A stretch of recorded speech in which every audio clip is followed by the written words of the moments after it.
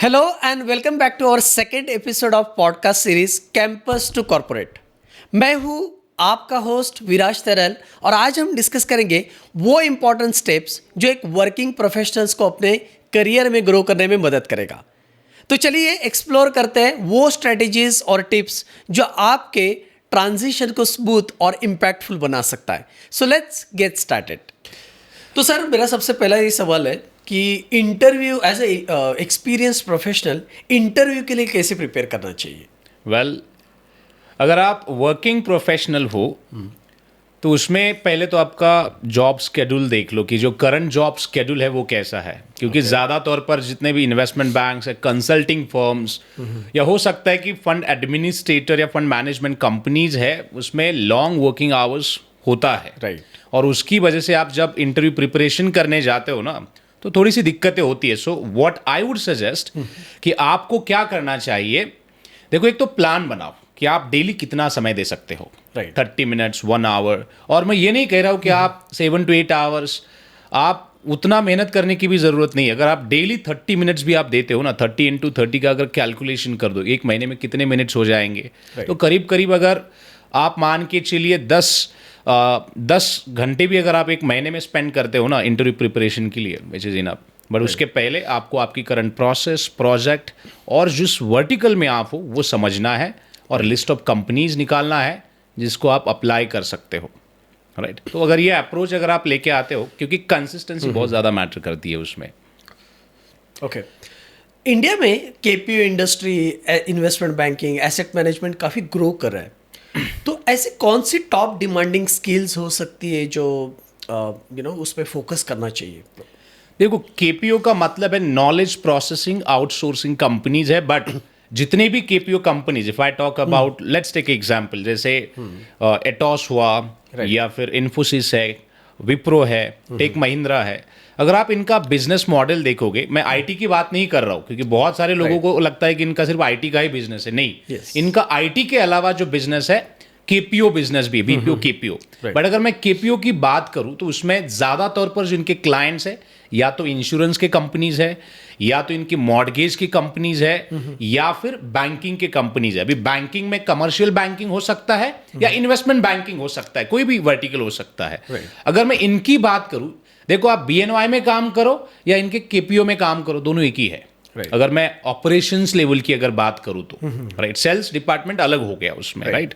तो अगर मैं अब इसमें मान के चलिए अगर मैं केपीओ की बात करूं तो उसमें सबसे ज्यादा इंपॉर्टेंट है कि आपको प्रोडक्ट नॉलेज होना चाहिए। जब मैं प्रोडक्ट नॉलेज कह रहा हूं, so it means I am talking about financial products, equity, bonds, debentures या कुछ भी हो सकता है इसमें से। इसका नॉलेज होना बहुत ज्यादा जरूरी है। सेकंड, टेक्निकल टूल्स आप आपके प्रोफाइल में ऐड करना शुरू करो अभी से। एसक्यूएल हो सकता है, पावर बीआई हो सकता है, टेबलू हो सकता है। इनकी जरूरत है आने वाले समय में। राइट। एंड अभी तो ईआई का जमाना है, तो थोड़ा बहुत ईआई का ज्ञान भी रखिए, बिकॉज आने वाले समय में काफी एक्सटेंसिव लेवल पे हर एक इंडस्ट्री में, चाहे वो बैंकिंग का कैप्टिव यूनिट हो, जैसे बीएनवाई कैप्टिव यूनिट है, state street custodian captive unit है, और उन्हीं का जो कॉन्ट्रैक्ट, जैसे अभी सिंटेल के साथ, अभी सिंटेल तो बचा नहीं है, या फिर जैसे अभी एचसीएल के साथ भी हुआ था, तो वो आउटसोर्सिंग कंपनीज में आता है, यानी कि थर्ड पार्टी कंपनीज में आता है। चाहे कहीं पे भी आप काम करो, तो ज्यादा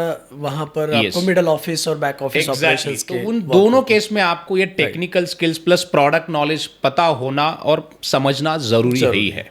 राइट। सो मेरा अगला सवाल है, काफ़ी सारे स्टूडेंट्स और वर्किंग प्रोफेशनल्स ये ज़्यादा सवाल पूछते हैं कि रिमोट अपॉर्चुनिटीज़ को कैसे पाएं।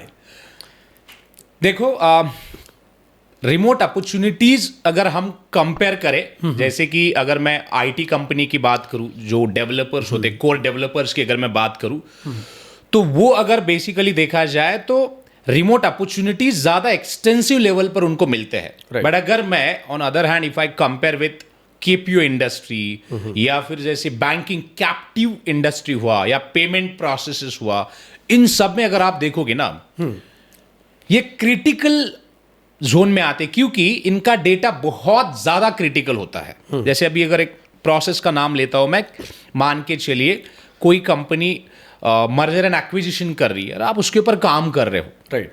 अभी हो सकता है कि अगर कोई बंदा घर से काम करे तो वो डेटा इजीली लीक हो सकता है।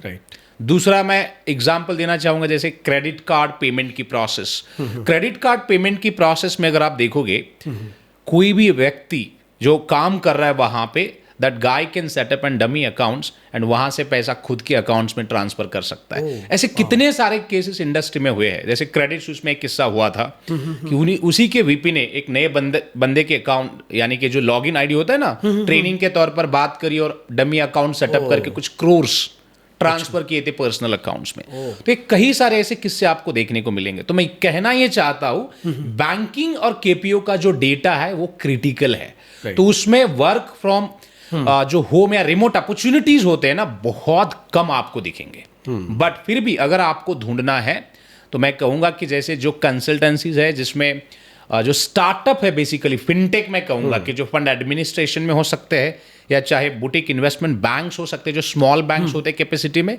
या फिर ऐसे कोई स्टार्टअप्स है कि जो रिसेंटली अभी वो अपना फिनटेक में डील कर रहे हैं ना, वहां पर that you can find remote opportunities. तो उसके लिए आपको लिंक्डइन बेस्ट वे है कि जहां पर आप आपकी प्रोफाइल अपलोड करके खाली रिमोट अपॉर्चुनिटीज को ही सर्च करो। तो हो जाएगा। ऐसे नहीं कि मतलब कोई डिफिकल्ट चीज है। या टॉप के स्टार्टअप्स देखो जो फिनटेक है, या फंड एडमिनिस्ट्रेशन हाउसेस देखो जो स्टार्टअप फेज में है, या चाहे बुटीक बैंक्स देख लो, वहां पर आपको रिमोट अपॉर्चुनिटीज मिलेंगे। तो ये मतलब उसका प्रोसेस ही ऐसा ही है। ऐसे नहीं कि आप, मैं कुछ यहाँ पे और कुछ आपको बताऊँ और आपके फॉलोअर्स जो भी है वो कुछ और करे, वैसा नहीं है। क्योंकि ये क्रिटिकल डेटा होने के कारण इसमें रिमोट अपॉर्चुनिटीज की जो परसेंटेज है बहुत कम है। यस। मेरा अगला सवाल है, मैक्सिमम प्रोफेशनल्स को लगता है कि उनका जॉब मोनोटोनस सा हो गया और वो डोमेन चेंज करना चाहते हैं, तो उनके लिए कुछ आप सजेस्ट करना चाहोगे? बिटर ट्रूथ ये है कि हर काम मैं कह रहा हूँ 6 महीने के बाद मोनोटोनस लगता है। राइट। जब ट्रेनिंग पीरियड होता है ना, डिफिकल्ट लगता है काम। जैसी 2 महीने का ट्रेनिंग पीरियड हो, सिस्टम पे आप बैठोगे, राइट, तो जैसी काम मतलब आने लगता है ना, तो आपको मोनोटोनस की फीलिंग आती है। हाँ, पहले तो 8 घंटे में होता था, अब 2 घंटे में हो रहा है। तो कहीं ना कहीं पे मैं कहूंगा कि आप इस इंडस्ट्री से वो चीज़ें एक्सपेक्ट मत करिए कि भाई मोनोटोनस है, ये है, वो है, सीखना है। देखो, सीखने के लिए क्या मतलब वही जॉब बचा है आपको? नहीं। अगर आपके पास विल है तो आप बाहर से भी चीज़ें सीख सकते हो ना। ज़रूरी नहीं कि वो चीज़ें बस आप जाके जो आप डेटा एंट्री काम करते हो वहीं से सीखने की कोशिश करो। नहीं। तो मेरा पर्सनल अनुभव ये रहा है कि कोई भी काम आपको मोनोटोनस लगेगा, चाहे सीईओ का काम भी आप कर लो, तो आपका इंटरेस्ट किस में होना चाहिए? पैसों में होना चाहिए। अगर आपको कोई अच्छी सैलरी दे रहा है, ग्रोथ दे रहा है, पैसा दे रहा है, तो काम कितना भी मोनोटोनस हो आप कर लो। हाँ, बट फिर भी अगर आपको लगता है कि नहीं मुझे तो बस जॉब चेंज ही करना है, तो चेंज करने से पहले आप ये देख लो कि आप जिस फील्ड में भी जाना चाहते हो, क्या एडिक्वेट स्किल्स या कैपेबिलिटी आपके पास है क्या? राइट। जैसे अगर आप डेटा एंट्री से फाइनेंशियल मॉडलिंग में जाओगे तो उसको मॉडलिंग पहले सीखना पड़ेगा। अगर आप नॉर्मल प्रोसेस से फंड अकाउंटिंग में जाओगे तो अकाउंटिंग पहले सीखना पड़ेगा। अगर आप फंड एडमिनिस्ट्रेशन में डायरेक्टली जंप करना चाहते हो तो फंड मैनेजमेंट कैसे होता है, रिस्क मैनेजमेंट कैसे होता है, इन्वेस्टिंग कैसे मैनेज करी जाती है बड़े लेवल पे, जैसे मान के चलिए 100 करोड़ का पोर्टफोलियो या 10,000 करोड़ का पोर्टफोलियो, तो वो स्किल्स भी तो होने चाहिए। राइट। तो वहां पे मोनोटोनस नहीं होगा, एक गलती पूरा पोर्टफोलियो वैनिश। तो उन चीजों को आपको पहले तो प्लानिंग करिए, सीखिए, एंड देन अगर मोनोटोनस नहीं चाहिए तो कुछ ऐसा करने का सोचिए कि जो आपको अच्छा भी लगे। बट उसके पहले ये सवाल जरूर पूछिएगा कि क्या वो कैपेबिलिटी आप में है क्या? एग्जैक्टली। तो ये मुझे लगता है कि ऐसा अप्रोच होना चाहिए। काफ़ी सारे लोग जॉब्स के लिए अप्लाई करते हैं, बट उनको अच्छे रिजल्ट्स नहीं मिलते या उनको कॉल्स नहीं आते, तो उनके लिए कुछ स्ट्रेटेजीज आप बता सकते हो? मुझे तो आते हैं। जब मैं अच्छा, तो वो क्या सीक्रेट है? तो वही तो मैं कह रहा हूँ, मुझे तो आते हैं। इसका मतलब मैं ये कहना चाहता हूँ, देखो, जॉब अप्लाई करने की जो प्रोसेस होती है ना, वो बहुत अलग है। 90% जितने भी वर्किंग प्रोफेशनल या स्टूडेंट्स है, वो नींद से सुबह उठेंगे, ऐसे ऐसे करेंगे और नौकरी या लिंक्डइन पे जाएंगे और अप्लाई करेंगे, धाड़ धाड़ धाड़ धाड़ धाड़ धाड़। वो ये नहीं देखेंगे कि जो जॉब यहाँ पर दिख रहा है, क्या आपके रेज्यूमे में आपने जो भी इंक्लूड किया हो वो जॉब डिस्क्रिप्शन के साथ मैच करता है, टोटल नंबर ऑफ ईयर्स जो एक्सपीरियंस Right. उस जॉब का है, जो भी पोस्टेड है उसका, क्या वो आपने चेक किया है? आपने सैलरी का जो बार होता है ना, मिनिमम मैक्सिमम, वो चेक किया है? आपने कुछ भी चेक किया नहीं होता है। आपने स्किल्स पूरे पढ़े हैं कि उनको टेक्निकल स्किल्स चाहिए या हाई क्वालिफिकेशन चाहिए या एडिशनल सर्टिफिकेशन चाहिए, आपने वो देखा है? नहीं। सो मैं ये कह रहा हूं कि 90% जो लोग हैं ना, बिना देखे धड़ धड़ धड़ धड़, दिखा अपने प्रोफाइल पे अप्लाई करो, दिखा अप्लाई करो। देखो, जॉब की कॉल्स उन्हीं को मिलते हैं कि जो लोग अपना रेज्यूमे, जो डिस्क्रिप्शन और वो जितनी भी चीजें रिक्वायर्ड है ना, उसमें मैच करने की कोशिश करते हैं। उनको 110% राइट। कॉल जनरेट होते हैं। अभी मैं एक बताता हूँ सीक्रेट। आप नौकरी पे जाओ, रिसर्च करो, आपको दिखेगा पेमेंट जो डोमेन है वहां पर बिजनेस एनालिस्ट एंड कंसल्टेंट के रोल्स बहुत ज्यादा दिखेंगे। ओके। तो आप अपस्किल करो, आपके रेज्यूमे को जो जॉब डिस्क्रिप्शन या इंडस्ट्री की डिमांड है उसे मैच करो, अप्लाई करो। क्यों कॉल नहीं आएंगे? बट आप वो नहीं करोगे। देखो, इस इंडस्ट्री में क्या है ना कि अगर आपको ग्रो होना है, आपके पास क्या है which is not important at all. Right. Industry की क्या नीड है, राइट। तो वो आप खुद में डेवलप तो करो। राइट। जॉब के लिए भीख मत मांगो भाई। मेरा तो सिंपल सा मानना है कि कंपनी या एचआर खुद ढूंढते ढूंढते आप तक आएंगे। आपको क्यों जाना है? और आपका रिज्यूमे भी एटीएस ड्रिवन होना चाहिए। क्यों नहीं होना चाहिए? Yes. कीवर्ड्स या आपके Keywords. जो भी जॉब डिस्क्रिप्शन, देखो मैंने जब जॉब डिस्क्रिप्शन की बात की है, मतलब एटीएस के हिसाब से पूरे पैरामीटर्स आते हैं उसमें। Right. अगर मैं फंड अकाउंटिंग या फंड मैनेजमेंट या रिपोर्टिंग, ऑडिट, कंप्लायंस का अगर प्रोफाइल पोस्ट कर रहा हूं, तो जॉब सर्च करते समय एचआर का माइंडसेट या नौकरी का जो भी बैकएंड होता है ना, उसका भी देखिए, वो भी कीवर्ड्स अपने अपडेट करके ही पुल करते हैं डेटा। राइट। तो वो कीवर्ड्स अगर आपके रेज्यूमे पे नहीं है तो आपका रेज्यूमे कभी सेलेक्ट होगा नहीं, आपको कॉल कभी आएंगे नहीं। एग्जैक्टली। तो उन चीजों पर काम करिए पहले, तो अपने आप कॉल आना शुरू हो जाएंगे। काफ़ी सारे वर्किंग प्रोफेशनल 10-12 घंटे कंटिन्यूस वर्क करते हैं, तो उनके लिए इंटरव्यू के लिए प्रिपेयर करना, preparation is a difficult task. तो उनके लिए क्या कुछ स्ट्रेटेजी आप बता सकते हैं या कुछ? देखो, अगर 12 घंटे आप काम कर रहे हो तो 8 घंटे की, मतलब 8 घंटा जो भी कंपनी काम देती है ना, 8 आवर्स जो नॉर्मल शिफ्ट में, वो कंपनी ढूंढने के लिए आपको मेहनत करना चाहिए कि नहीं करना चाहिए? नहीं करनी चाहिए, बिल्कुल करना चाहिए। राइट। तो मैं कहूँगा कि देखो, ये चीज़ जो है, हो सकता है जो मैरिड वुमेन्स है उनके लिए डिफ़िकल्ट हो सकती है। क्यों हो सकती है? उसकी 2 वजह है। ओके। उसको घर का काम करना है, उसको अपना जॉब भी 10 घंटे का देखना है, अगर बेबी घर पे है तो उसको भी ख्याल रखना है। राइट। तो ये चीज़ों में, ये मैं मानता हूँ चीज़ कि उनको समय की दिक्कत हो सकती है। जी। बट अगर जो भी है, मेल के केस में अगर मैं देखूँ, ज़्यादा तौर पर मेल्स आलसी होते हैं और वो क्या करेंगे, जैसे 10 घंटे की नौकरी करके आने के बाद 10 घंटा सोएंगे, 4 घंटे में अपना बाकी का काम करेंगे और यही ज्ञान देते हुए दिखेंगे आपको, नहीं नहीं नहीं समय नहीं है, बहुत परेशानी है, मैनेजर बहुत परेशान कर रहा है। भाई देखो, जॉब किसको स्विच करनी है, चेंज करनी है, तुम्हें करनी है। पैसा किसको चाहिए? तुम्हें चाहिए। ग्रोथ किसको चाहिए? तुम्हें चाहिए। राइट। तो आपको समय निकालना पड़ेगा। राइट। मैं रिसेंटली अभी मूवी देखने जाता हूँ लेट नाइट, 12 बजे के बाद, क्योंकि बाकी पूरे काम करने के बाद पूरे के पूरे वर्किंग प्रोफेशनल आपको वहीं पे दिखेंगे। Right. तो मतलब कहना ये चाहता हूं मैं कि जब आपको कुछ करने की बारी आएगी ना, तो आप कहीं पे भी जाओगे।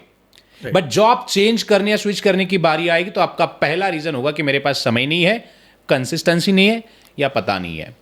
अगर आपके पास वो विल नहीं है ना, तो मैं क्या, कोई भगवान भी आपको हेल्प नहीं कर सकता। तो बात सिंपल है यहाँ पर कि अगर आप वर्किंग प्रोफेशनल हो, टाइम हेक्टिक है, तो मैंने इसको पहले भी बताया था कि आप बस एक काम करिए, खुद के ऊपर थोड़ी सी दया कर लीजिए। 30 मिनट भी अगर आप डेली देते हो 2 महीने तक, जी हाँ, आप दुनिया की कितनी भी टफ प्रोफाइल रहने तो आप आराम से क्रैक कर सकते हो। ओके। आराम से क्रैक कर सकते And हैं। in अब fact, उसमें करना क्या है, 30 मिनट जो होगा उसमें करना क्या, मैं बताता हूँ। Figure out your weak areas. हो सकता है कि आपका कम्युनिकेशन अच्छा नहीं है, हो सकता है कि आपको प्रोडक्ट की अंडरस्टैंडिंग नहीं है, बिजनेस की अंडरस्टैंडिंग नहीं है, राइट, या इंडस्ट्री के लोगों के साथ ज़्यादा उठना बैठना या कनेक्शंस नहीं है, तो लेट्स वर्क ऑन इट। यही चीज़ों के ऊपर काम कर लीजिए, राइट। तो अपने आप प्रोफाइल आपकी लाइमलाइट में आ जाएगी, और नौकरी क्या कोई भी देगा यार। एग्जैक्टली। सबको देखो, अच्छे बंदे सबको चाहिए। किस मैनेजर को अच्छे बंदे नहीं चाहिए? किस मैनेजर को स्किल्ड लोग नहीं चाहिए? राइट। किसको नहीं चाहिए? आप भी मैनेजर थे, आपको भी पता है हायरिंग कैसे होती है और क्या आप देखते हो, राइट? तो मेरा मानना यह है कि आप इन चीज़ों को पहले समझिए, राइट। तो अपने आप चीज़ें होगी। और समय तो देना पड़ेगा, उसके लिए कोई ज्ञान काम नहीं आएगा, कुछ काम नहीं आएगा। मैं 30 मिनट्स एक रूल आपको बता रहा हूँ, 30 मिनट्स इंटू अगर आप 30 डेज आप स्पेंड करते हो, या फिर चलो ठीक है ये भी छोड़ दीजिए, एक सीक्रेट मैं बताता हूँ, 1% भी अगर आप 1% भी डेली इंप्रूवमेंट के लिए आप कोशिश करते हो, तो 100 डेज में कितने परसेंट की इंप्रूवमेंट हो गई? 100% की। यस। तो 100 डेज मतलब कितना?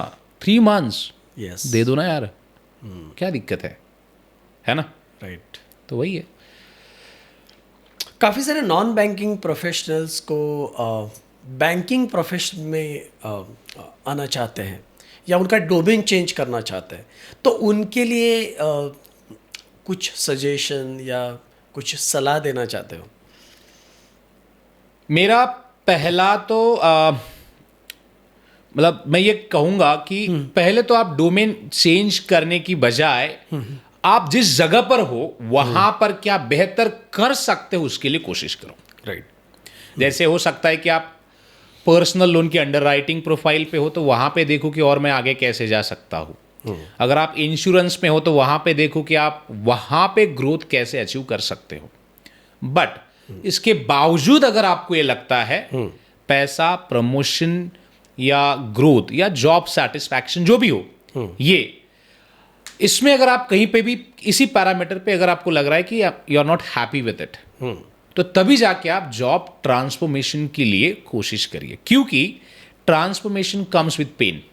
राइट। पेनफुल प्रोसेस होता है, उसके लिए आपको पैसा, मेंटर और कंटिन्यूअसली मेहनत करनी पड़ेगी। जैसे अगर कोई ये बोल दे कि मैं इंश्योरेंस में काम करता हूँ, मुझे फंड एडमिनिस्ट्रेटर बनाओ, या मुझे आप फंड मैनेजर बनाओ, या आप मुझे मान के चलिए ESG एक्सपर्ट बनाओ, या आप मुझे SQL एक्सपर्ट बनाओ, तो उसके लिए तो आपके पास समय पैसा दोनों होना चाहिए, तभी ये काम होगा।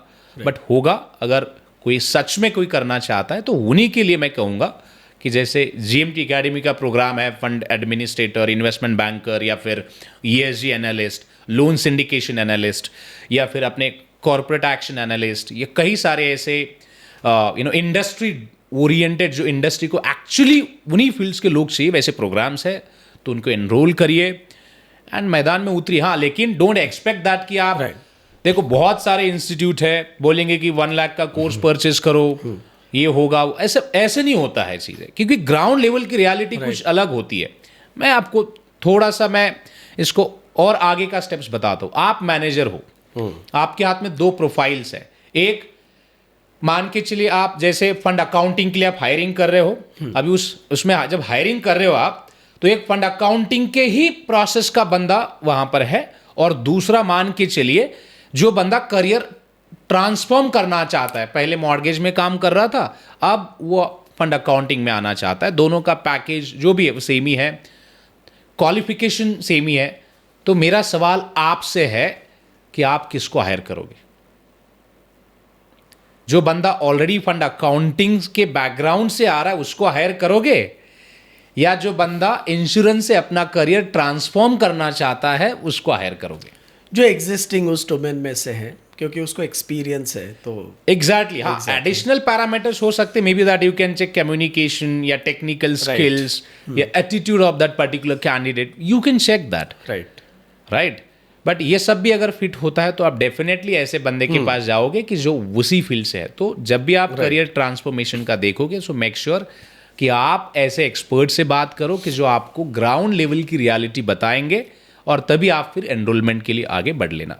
ओके सर, आपको क्या लगता है अगर प्रोफेशनल्स अपने स्किल्स को अपस्किल नहीं करते तो क्या उनको इंडस्ट्री में ये कंपटीशन, ये कॉम्पिटिटिव एज में अपने आप को सरवाइव करना मुश्किल हो सकता है?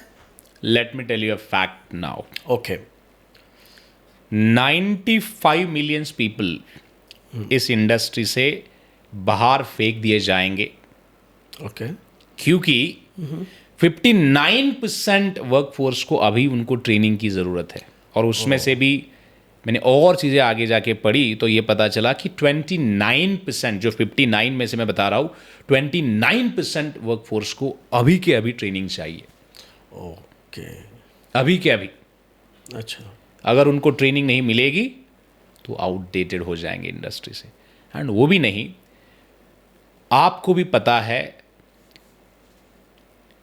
आप डे टू डे ऐसे जाके ऑफिस में काम करते हो, इसका मतलब ये नहीं कि आप स्किल्ड हो।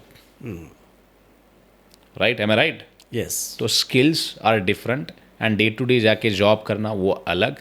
तो ये फैक्ट है कि इंडस्ट्री से 90 मिलियन नहीं, मैं कहूँगा 100 मिलियन पीपल 2030 के पहले इस इंडस्ट्री से रिटायर होंगे, फोर्सफुली रिटायर होंगे। अच्छा, AI आ रहा है। अब दो ऑप्शंस है, अगर आप कॉम्पिटिटिव टेक्नोलॉजी के साथ खुद को अपस्किल करके ग्रो करना चाहते हो तो ग्रो होंगे, नहीं तो ऑटोमेशन और AI हर जगह पर तबाही मचा देगा। AI एजेंट करके आ रहा है, वो हर चीज़ आप जैसे करते हो ना वैसे करके देगा। क्यों नहीं बाहर होंगे फिर? हो जाएंगे। तो यही है कहानी अब जॉब मार्केट की। Alright, so thank you very much Shivraj sir, आपके साथ बातें करके बहुत इंसाइटफुल इंफॉर्मेशन मिली है और थैंक यू वंस अगेन। तो दोस्तों, ये था हमारा सेकेंड एपिसोड जो डेडिकेट किया गया था एक वर्किंग प्रोफेशनल्स के लिए। अगर आपको ये एपिसोड पसंद आया हो तो ज़रूर शेयर करें। अगर कोई क्वेश्चन या फीडबैक है तो हमें बताना ना भूलें। मिलते हैं अगले एपिसोड में एक नए और एक्साइटिंग टॉपिक के साथ। तब तक के लिए स्टे ट्यून्ड। Thank you.